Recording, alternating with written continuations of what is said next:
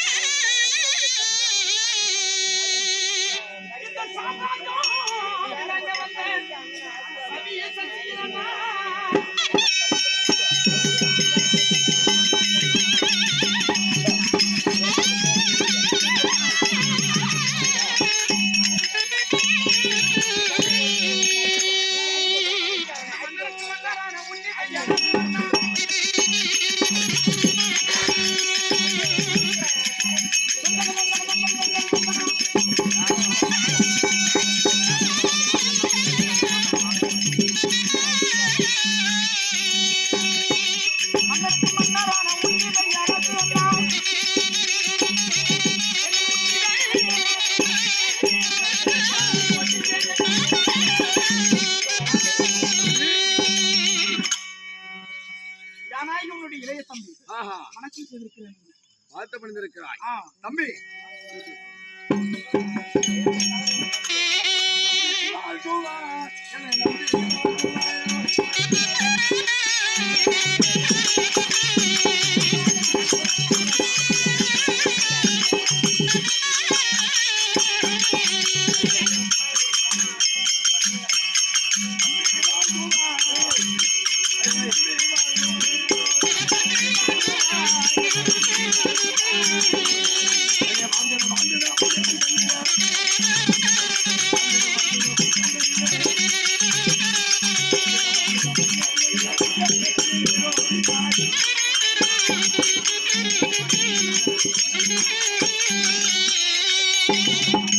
தம்பி என் பாதாள வந்தத்தை ஆதாரமாக செலுத்த முடியாது. ஆகட்டும். ஆஹா அண்ணா தம்பி ஒரு சின்ன சங்கதி.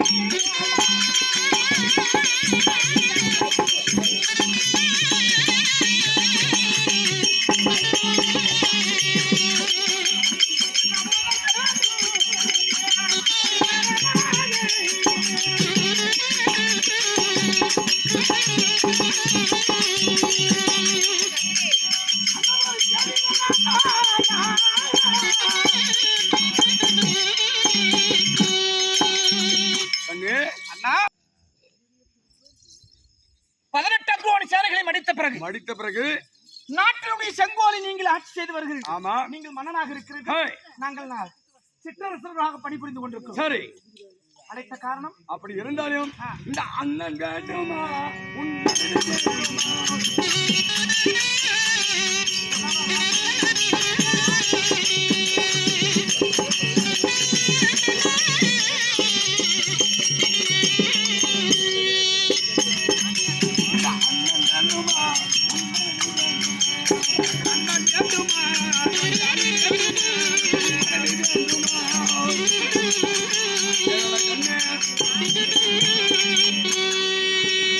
இந்த அண்ணன் வேணுமா? நீ தாலி கட்டிய மரியாதை வில்லை வளைத்தாயே அந்த வஞ்சி அந்த என்று சொல்லக்கூடிய பத்தினி பாஞ்சாலி வேண்டுமா? ஆஹா, இதுவரையில் கேட்காத கேள்வி தம்பி இடத்துல கேட்டுக் கொண்டிருக்கிறீர்கள். ஆமா,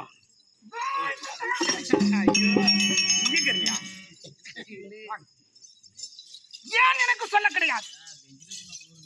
ஏன்னா சொல்லல? நான் எதை சொல்லிட்டோம்? ஏன் சொல்லவில்லை? எங்க வீட்டுக்காரி சொல்லலையா? இந்த போன ஏதாவது பண்ணியா? எதுவும் சொல்லலையாவா?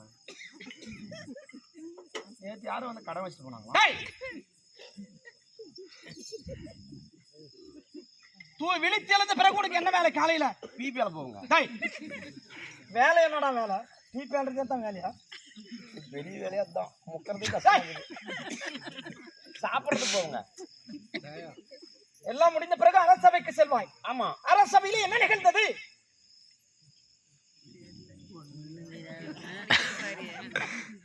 அண்ணன் சொன்னது கேக்குறியா? அரசவையில என்ன நிகழ்ந்தது உனக்கு தெரியுமா? தெரியாதுங்க எனக்கு. ஏன் தெரியாது?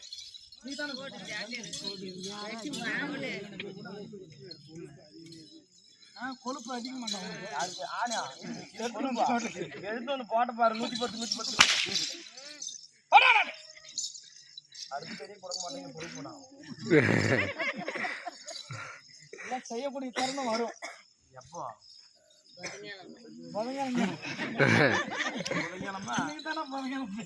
புதன்கிழமை முடிச்சிருக்கிற ஜெயிலுக்குள்ள பேசுறான்.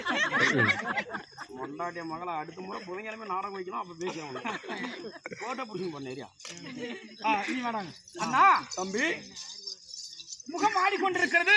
அண்ணன் வேண்டுமா பாஞ்சாலி வேண்டுமா என்று சொல்கிறீர்கள். எனக்கு என்ன வராங்க நண்பா வாடா.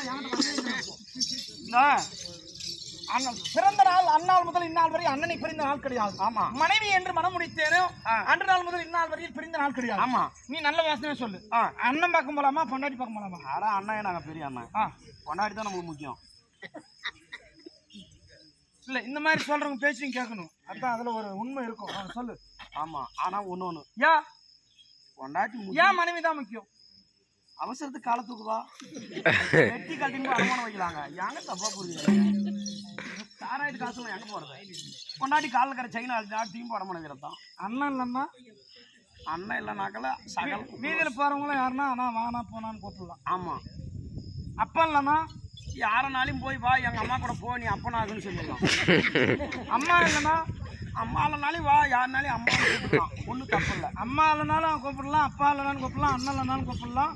தம்பி இல்லைன்னா கூட வரவங்க போறவங்களும் வாழ தம்பி தம்பின்னு வயசானவங்களை பார்த்து தம்பின்னு கூப்பிடலாம். ஒரு பொண்டாட்டி இல்லைன்னா வீதியில போறவங்கள பொண்டாட்டி கூப்பிட்டு ஆகும். என்ன பண்றது? வீதியில போறவங்கள பொண்டாட்டின்னு கூப்பிட்டா விடுவாங்களா? செருப்புல தான் அடிப்பான். அப்ப யார் முக்கியம்? பொண்டாட்டி தான் முக்கியம்.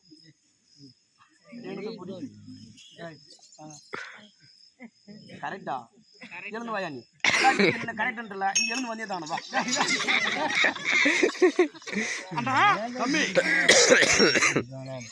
என்று நான் ஜனித்து இந்த உலகத்தில் பிறந்த நாள் முதல் அன்று நாள் முதல் இந்நாள் வரையில் தந்தையின் முகத்தை அரைகுறையாக பார்த்திருக்க. தாய்க்கு தாயாகும் தந்தைக்கு தந்தையாகும். எங்க அண்ணன் இந்த பீமன் சொன்ன மாதிரி கருத்ததை தண்ணி வெளுத்ததை பால் என்று நினைக்கக்கூடிய வெள்ள உள்ளம் படைத்தவர். கபடவஞ்சகங்கள் தெரியாதவர். இவர் பிறந்த பிறகு உதிஷ்டர் அப்படின்னு பேர் வச்சாங்க. ஆமா. உதிரி உனக்கு தான் கரெக்டா தெரியும். உதிஷ்டர்னா என்ன? யுதிஷ்டன். இவன் இறக்கும் போதா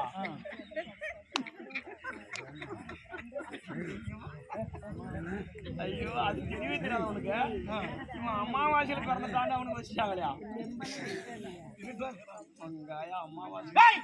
அமாவாசை அண்ணா தம்பி இந்த உலகத்திலே தண்ணி பிறந்த நாளும் தனி பிறந்த நாள் கிடையாது. 5 தலை நாங்களை போல ஒன்றாக இருக்கிறோம். எனக்கு அண்ணன் தான் வேணும். முதல்ல என்ன நடந்துன்னு சீக்கிரம் சீக்கிரமா சொல்ல தம்பி.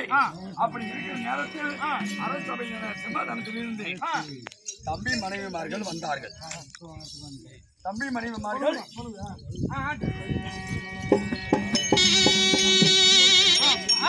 அப்படி இருந்தாலும் பேசுறதோட கம்மியா இருக்கும்.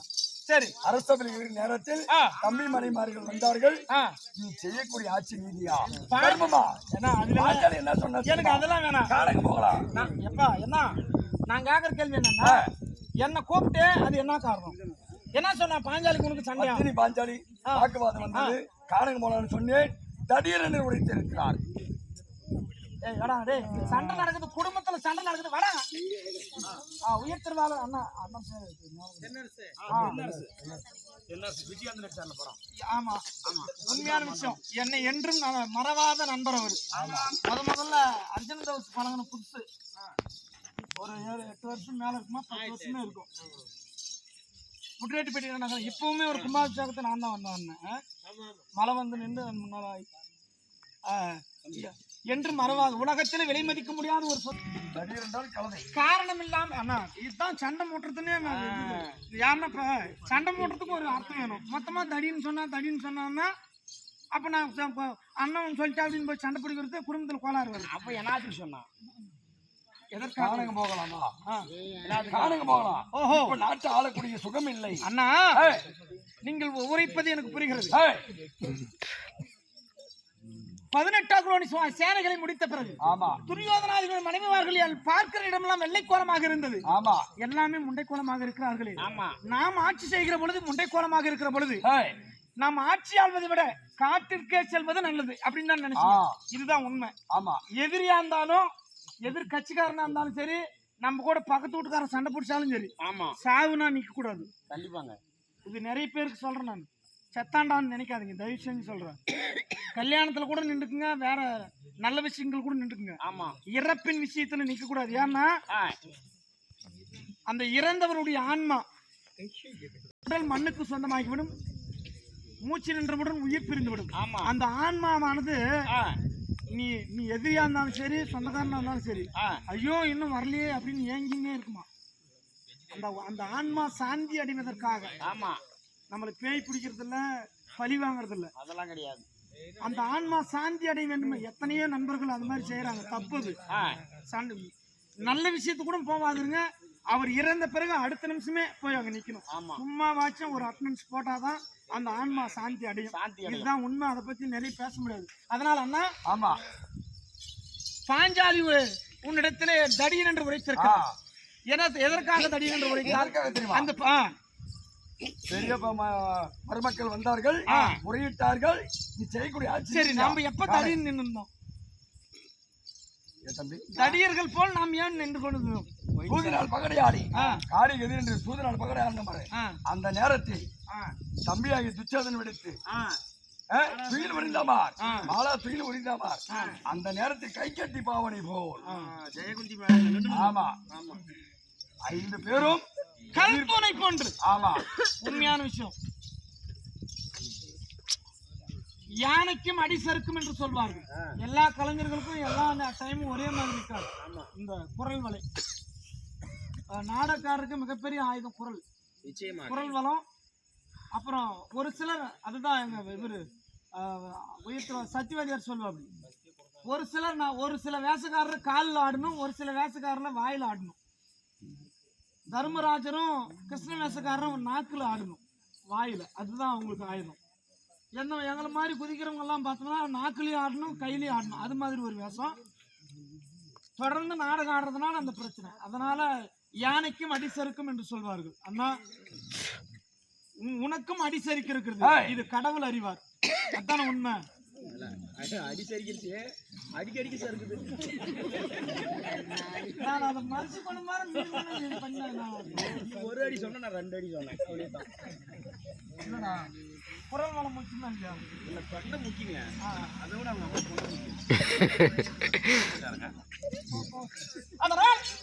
தடியன் என்று உரைத்திருக்கிறார். அண்ணா, நிச்சயமா அதான் தடியன் சொன்னா அதனால நம்ம நாட்டில் இடம் கிடையாது. இந்த நாட்டை பற்றி போடி. அண்ணா, என்னுடைய கருத்தை நான் தெரியும். சண்டை வரட்டும், அண்ணன் முக்கியம் தான். பாஞ்சாலி விரட்டி விடலாம். நாட்டிலிருந்து நகரத்திலிருந்து பொன்பொருள் பூச்சக்கர கொடையிலிருந்தும் அத்தனை உடைமைகளும் இழந்த பிறகு என்னை பாத்திரத்தை பச்சை சிறைக்கு பிடித்து வந்து வலது துறை மீது அமர்ச்சிக்கிறார் தம்பி துச்சாதனன் என்று உரைத்த பிறகு பார் சபை முன்பு பங்கு கூட வைத்தான், வேந்தர் சபை முன்பு வெக்கம் கூட வைத்தான். கூந்தலை பிடித்து தரதரம் என்று அழைத்து வந்து வலது துறை மீது அமரச் செஞ்சு வஸ்திரபங்கம் செய்தான். பாஞ்சாலிய வஸ்திரபங்கம் செய்கிற பொழுது கை கட்டி நிர்வாணமாக நிற்கிற பொழுது நம்ம ஐவராஜாக்கள் எப்படி இருந்தோம்? என்னுடைய கட்டளை. சண்டைக்கு போனோமா? அண்ணா இருந்தா கொஞ்ச நேரம் இருந்தா சண்டைக்கு போனோமா? போகிறேன். அவள் ஆடிய அவிழ்க்கிற பொழுது நம்ம ஐவராஜாக்களும் பாஞ்சாலி சொன்னது போல் கல்தூனை போன்று கழுதைகள் போல் தான் நின்று கொண்டிருந்தோம். இதில் எந்த மாற்றமும் கிடையாது. என்னால் அவரை ஓட்டு விட்டு போக சொல்ல முடியாது. முடிச்சிருக்கேன்.